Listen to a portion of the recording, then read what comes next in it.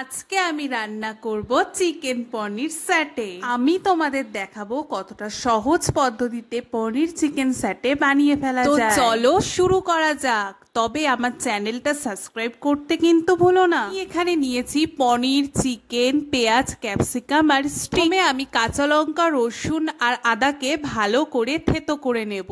একদম ভালো করে মিহি মিহি করে পিষে নেব। তারপর চলে যাব এর করার জন্য। প্রথমে একটা বাটির মধ্যে আমি নিয়েছি কিছুটা বোনলেস চিকেন।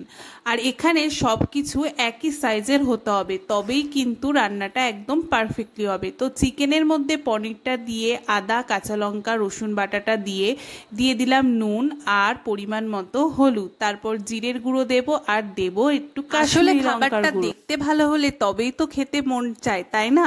তারপর একে একে দিয়ে দিলাম vinegar, soya sauce, chilli sauce, সবকিছু দিয়ে এবার আমি ভালো করে মেখে নেব। বৃষ্টির দিনে সন্ধেবেলায় বেশ হালকা ওয়েদারে এরকম চটপটি কিছু খেতে কার না ভালো লাগে। আর এটা বানানো তো ভীষণই সহজ আর বেশি ইনগ্রিডিয়েন্টও লাগে না।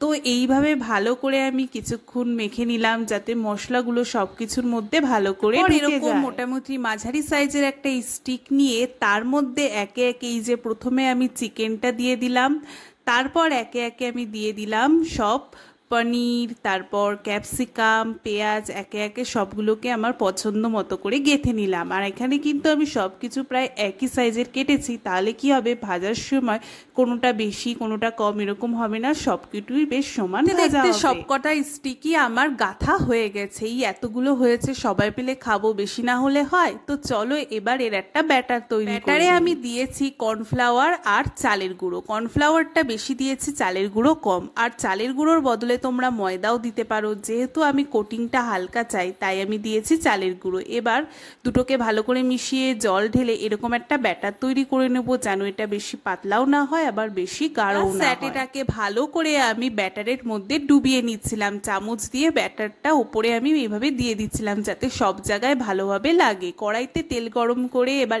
একটা একটা করে চিকেন স্যাটেগুলো আমি দিয়ে দিলাম। না, প্রথমেই কিন্তু গ্যাস একেবারে জোরে দিয়ে তাড়াতাড়ি ভাজলে চলবে না, চিকেনটাকে তো সেদ্ধও হতে হবে। তাই জন্য প্রথমে লো ফ্লেমে আস্তে আস্তে ভাজতে দিতে হবে যাতে চিকেনটা ভালোভাবে সেদ্ধ হয়। তারপরে যেই দেখবো সিদ্ধ হয়ে গেছে সেই জোরে দেবো যাতে বাইরের কোটিংটা একটু পুড়ে লাল লাল হয়, তাতে দেখতেও ভালো হবে, খেতেও ভালো হবে। তো চিকেন স্যাটে তৈরি হয়ে গেছে আর তোমাদের দেখিয়েও দিলাম বেশ এরকম হবে। এরপরে একে একে আমি সবগুলো স্যাটেগুলো ভেজে নিলাম। এবার গরম গরম খেতে হবে। তো নিজেদের জন্য হোক কি বাড়িতে কোনো গেস্ট আসুক তাদেরকে এটা বানিয়ে খাওয়ালে তারাও ভীষণ খুশি হবে। তো অবশ্যই তোমরা এই রান্নাটা একবার ট্রাই করে দেখো আর কমেন্টে জানিও কেমন লাগলো। আর ভালো লাগলে অবশ্যই সাবস্ক্রাইব করতে কিন্তু ভুলো না।